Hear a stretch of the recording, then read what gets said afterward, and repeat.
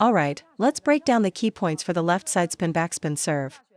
First, for sidespin-backspin, your force must be directed sideways during the backswing and contact, not just in a simple forward and back motion. The force is lateral, and this applies to both short and long serves.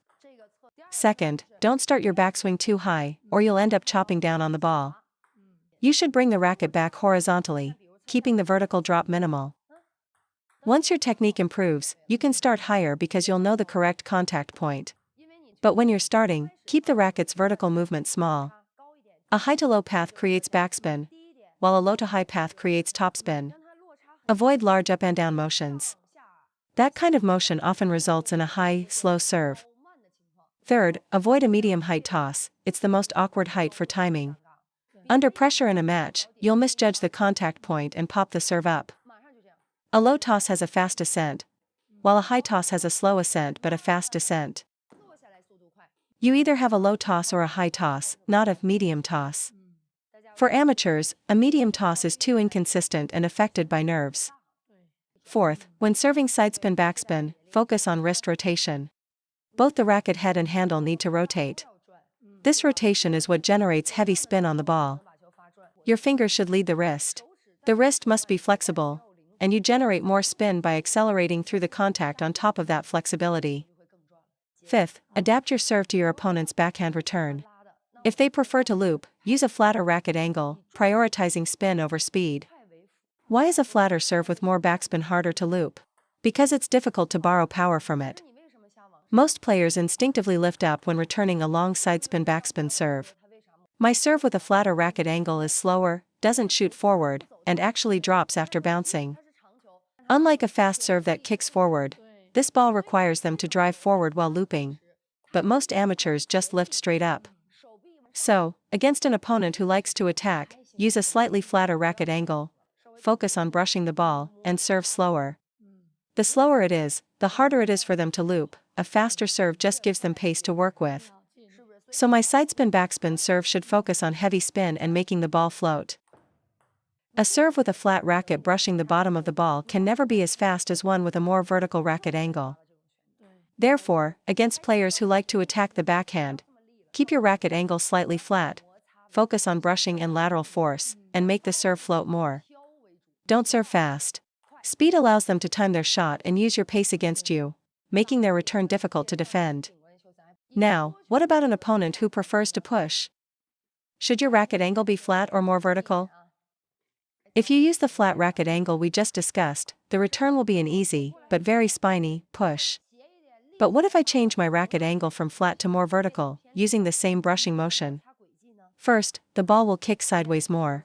Second, if they try to push it hard, it will go off the table, forcing them to just touch it gently. The result of a soft touch is a half-high ball with less spin, giving you a perfect opportunity to attack. You must serve strategically based on your opponent. With this serve, if they try to hit it, they'll net the ball. If they push, it pops up. This is a very common situation in matches.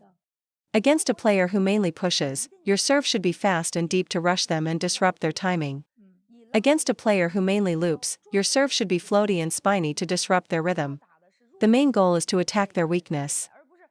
So when you practice, you should work on both pure backspin with some sidespin, and heavy sidespin with some backspin. Your choice depends on the opponent. That concludes our summary of the sidespin-backspin serve. Now, let's talk about the sidespin-topspin serve. The hook serve is the easiest way to generate sidespin-topspin. It's like you're literally hooking the ball to create topspin. When I teach kids, I tell them to imagine doing a forehand drive, but with a hooked wrist. Then, apply that motion to the serve, and they get it instantly. So, of all the serves, the hook serve is the easiest for producing sidespin-topspin. Even if your opponent reads that it's topspin, it doesn't matter. You can attack their return. When they see your kicking topspin serve, they know a push is impossible, and a hard drive will likely go long. They're forced to block it softly, setting you up for an attack. A good serve isn't about getting an ace every time. An ace is a bonus, not the standard. In amateur circles, you play the same people, they won't fall for the same trick forever. The best serve is one that sets up your strongest attack. They'll make mistakes because they're afraid of your next shot and try to add too much quality to their return. What they really fear is your follow-up attack.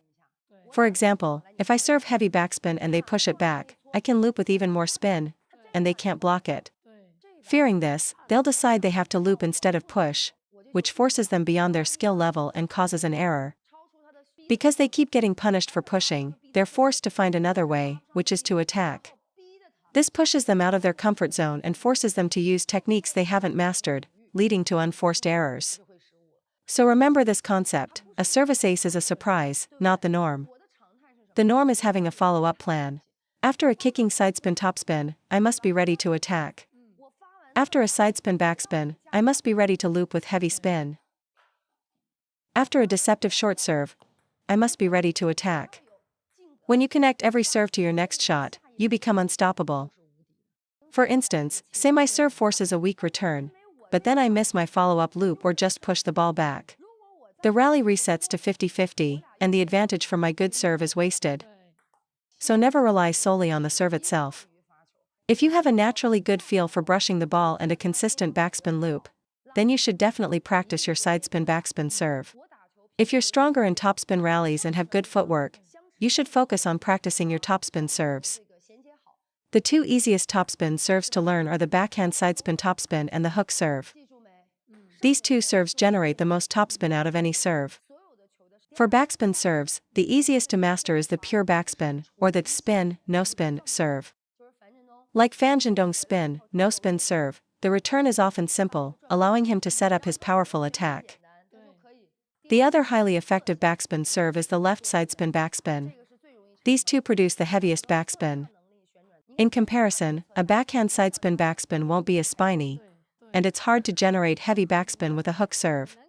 A chopping hook serve can be spiny, but its biggest flaw is that the topspin version isn't strong enough to make the opponent's shot fly off the table.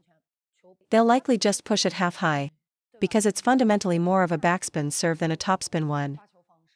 Many amateurs are strong in topspin rallies but can't produce a good topspin serve in a match. All their serves can be pushed, forcing them into a backspin game they aren't good at.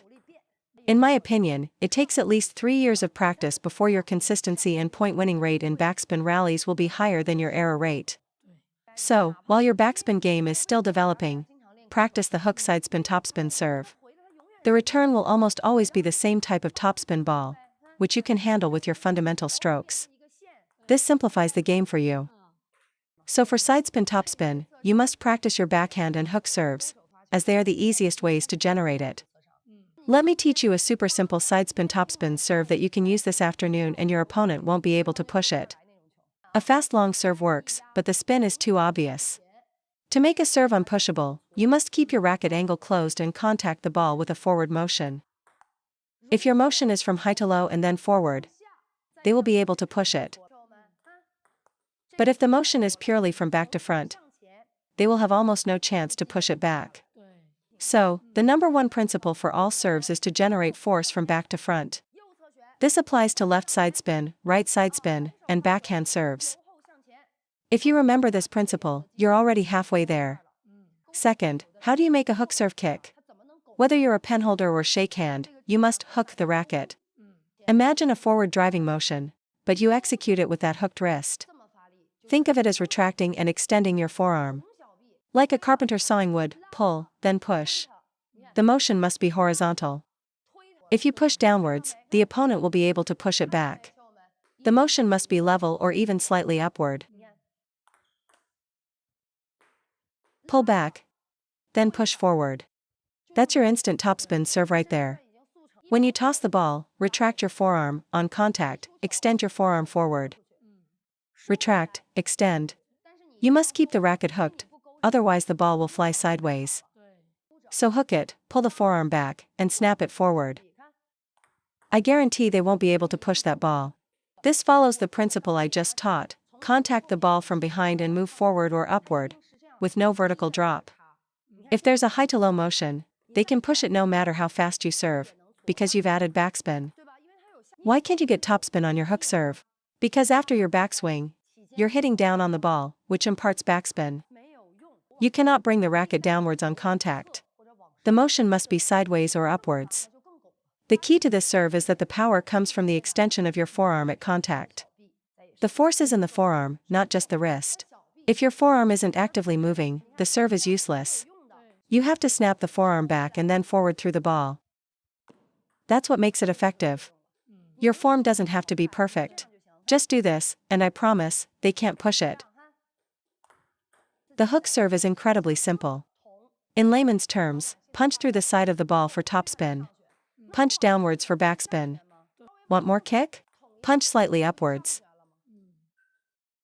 That's all there is to the hook serve. I retract my forearm and punch down. That's backspin. Retract my forearm and punch sideways. That's topspin. Retract my forearm and punch up and sideways. That's a heavy kicking sidespin topspin. Of all serves, this motion is the easiest way to produce topspin. It's just like a forehand drive with a hooked wrist. You're not hitting forward, you're hitting sideways. An expert's motion is just more compact, like a block.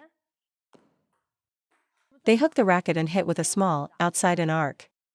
It's a forehand drive motion scaled down to a block-sized motion. That's your kicking hook serve. Then you can add some deception, like a downward follow-through after contact, to fool your opponent. Everyone knows how to hit a forehand, so why is the hook serve so difficult? Because you're not opening up and extending your forearm. You have to treat it like a forehand drive motion on an outside arc, just more compact. That's all. That's how sidespin topspin is generated. For sidespin backspin, it's like a forehand push. You hook the racket and push. It's that simple. You're not going to become a pro overnight, but you can start by understanding this concept to find the right feeling and direction. From there, you can gradually refine your technique. There's also a way to do a left sidespin topspin serve. For long serves, trying to brush the ball is ineffective. So you must stop trying to brush the ball and instead drive through it. You drive through the ball like this. If I just drive straight forward, it becomes a simple fast long serve. But a fast long serve is too obvious. To make it look like a left sidespin backspin serve, I change my grip and use my whole palm to drive the ball. Normally, I'd grip like this for a fast serve. Now, my palm faces you. And I execute a sidespin motion path. But in reality, the ball is being driven or punched forward. A serve like that is impossible to push. If I do it fast, any attempt to push it will pop the ball high up. Sidespin topspin is driven, not brushed. Watch, after I drive through the ball, everything else is just deception.